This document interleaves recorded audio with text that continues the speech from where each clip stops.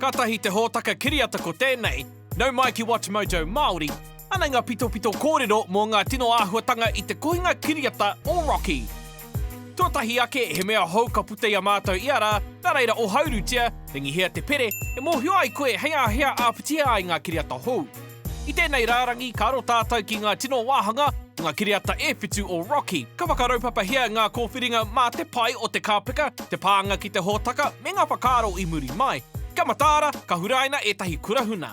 Tua ngahuru, Rocky v Clubber Lang, Rocky 3. Hey fool, you ready for another beating? Ko te kake i te maunga teitei te aronga matua o ngā kiriata erua i wāhi i a Rocky. Kāri tino o te māka ngā whawhai, ko te māia o Rocky te mea nui, e hara i te whawhai. Kātahi ka tai mai te tuatoru, me te aha i miharo, e hara i te mea kino. He's being stunned by this cloud. Look at the shadows. Ko te tōwaitanga o te whawhai, Rocky me Lang te tino whawhai ngā kiriata katoa. I pēnei i tō Mr. T mana, tana hi kaka me tōna taira motuhake me ngā oro katoa. Ka rewa te ngākau i te whawhai nei, me te aha herawe. Tua iwa, Rocky and Donnie climb the steps, Creed. This is it? Yeah. Ka pai mēnā te kohinga kiriata ka mutu i konei. I Creed, ko te wā te huariri matua o Rocky, kua mate te nuinga o te hunga i aroha ai ia, Adrian, Paulie, Apollo me Mickey, he mate pukupuku tōna. E whakakapinga pai tā Rocky rāua ko Donnie kake i ngā arapiki rongonui o te Philadelphia Museum of Art. E tohu ana i te ahua o te tuku i te mana ki te tira hou, he mea kukume hoki i ngā taura o te ngākau. Ko te pai o ngā whawhai, ko e nei ngā tino āhuatanga i rongonui ai i te kohinga kiriata o Rocky. Right there, old man? Yeah. Nice view. Tua waru, skating with Adrian, Rocky. Aren't you skating? Nah, I ain't skated since I was 15. That's when I started fighting. Kāore i oa te māka, hoi anō, e tūturu tēnei putanga tuatahitanga i runga i te whakaata. He rawe te katoa o te kāpeka, rewa ana te ngākau o Rocky i te wahi nenei, me te aha, ka whakarongo kaunoa a Adrian, e whakamā nōna. No, it ain't your fault. Look, I'm gonna show you something. 7 minutes! Ka tahi raua ka whakamōhiotia e tētahi ki te wā e toi ana, ka hoha a Rocky. He kāpeka tūmata iti, aroha nui ka rena i te taukāia i wainganui i te hunga mā takitaki me ngā kiripuaki. Am I talking too loud? 3 minutes! Tua whitu, Mixed Death, Rocky 3. Aha koa he nui ake ngā huatanga Hollywood i Rocky 3, i whai wāhi tonu e tahi kāpeka kukume kare aroto, pēnei i tēnei.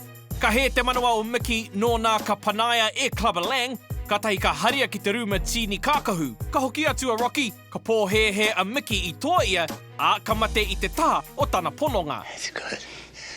We did it. We did it.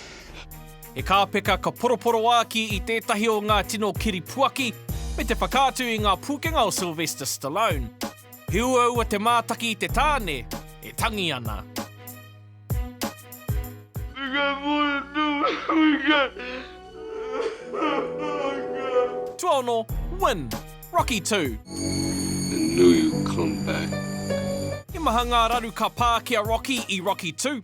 Tuatahi, ko tā Adrian kore i whakae ki tā Rocky hoki ki ngā mahi meke, ka rangirua o na whakaaro, ka rereke ana mahi. Ka mauri moia Adrian, ka noho a Rocky ki te manaaki i aia. Ka oho ake a Adrian, ka whakanuia e rāua tā rāua pēpi hou, ka tahi ia ka whakae kia hoki atu ia ki te meke, me tāna ki, me toa. There's one thing I want you to do for me. What? Come here. What? Win. Win. What are we waiting for? Take this! Ka kaha ke te puoro, ka hi kaka a Mick, ka tīmata ngā whakaharatau rongonui. Ana ia Rocky, hi nawa ana te kiri. Faster! Faster! Tuarima, Rocky's speech to his son, Rocky Balboa. Can I talk with you? Sure. Can we do it outside? He pai te hoki ki te kounga o Rocky Balboa, i te ngoikore o Rocky 5. Ko tētahi o ngā tino kāpeka, ko tā Robert Ngana, ki te aukati i ngā mahi a Rocky. kei tā noa tia tōna mana. Now, I'm asking you as a favor not to go through with this, okay? This is only going to end up bad for you, and it's going to end up bad for me. Koe nei te huatakinga ki tētahi kōrero miharo nā Rocky mo te whakapono kia koe anō. You, me, or nobody is gonna hit as hard as life. But it ain't about how hard you hit. It's about how hard you can get hit and keep moving forward. How much you can take and keep moving forward. E whakakōpanitanga pai tēnei o ngā ahuatanga motuhake o te kohinga kiriata nei, kanoho hei kōrero whakaawe ia Robert, ia tātau anō hoki. You're the best thing in my life.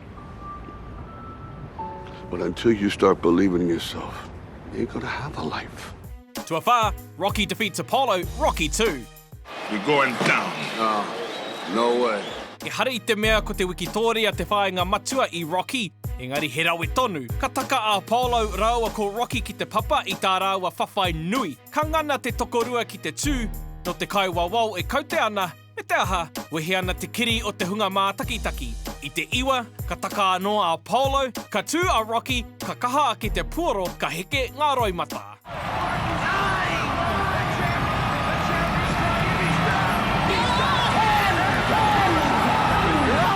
He hanumitanga pai rawa tu te katoa o te kāpeka nei, ngā whakaraweketanga, ngā kai whakaari me ngā puoro. Poho kereru ana tātou I ngā mahi a Rocky. Rocky Balboa has shocked the world. He is the new heavyweight champion of the world. Tua toru, Apollo's death, Rocky 4. All right, it's time to go to school, son. Kaha he whakatūtakitanga I tua atu I tā tēnei huariri hou kōhuru I tētahi o ngā tino kiripuaki o te kohinga kiriata nei, I tētahi whawhai noa nei, ka tūraki a Drago I Apollo, kia mate rawa, kāri I pakuaro hātu, me te aha e tīraha ana ia I roto I ngā ringaringa o Rocky. He kāpeka whakaatu I te waiaro kino o Drago me ngā āhuatanga ohorere ka huake I te roanga o te kohinga kiriata nei. Kāri tātou I whakapono ka mate a Apollo I muri tonu I living in America. Ka ora anō te ngākau no Rocky ka tūraki I a Drago. Rocky Balboa has done the impossible, and these people love it. It is absolute pandemonium. Tuarua, Adrian, Rocky.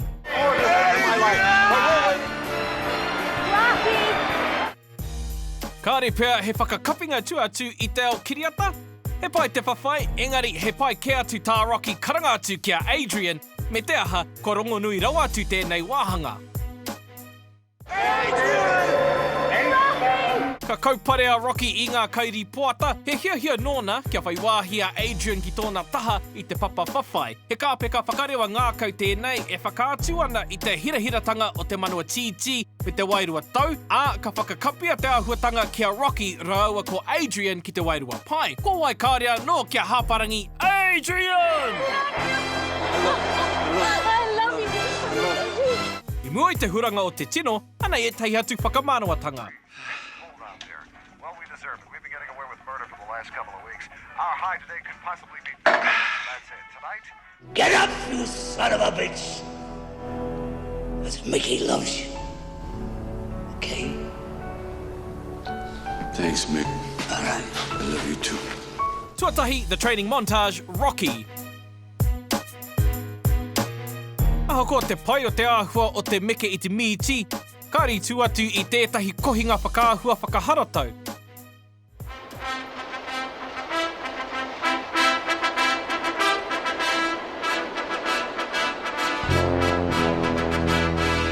Nui rawa atu tēnei kohinga whakaahua whakaharatau, ka tupua Rocky hei kiripua ki pakari, ka mutu, he rawe tā te kiriata whakaatu I tēnei mā te whakaraweke I te rorohiko me ngā puoro whakaawe. Ka whakakapia ki te tino o te kohinga kiriata nei, Rocky I ngā arapiki o te Philadelphia Museum of Art. E titiro atu ana ki tana tāone, he whakaritenga pai ki te nui o tana mana. E wāhi tūruhi ngā Rocky steps I nāia nei, he tohu tēnei o te rongonui o te kiriata nei.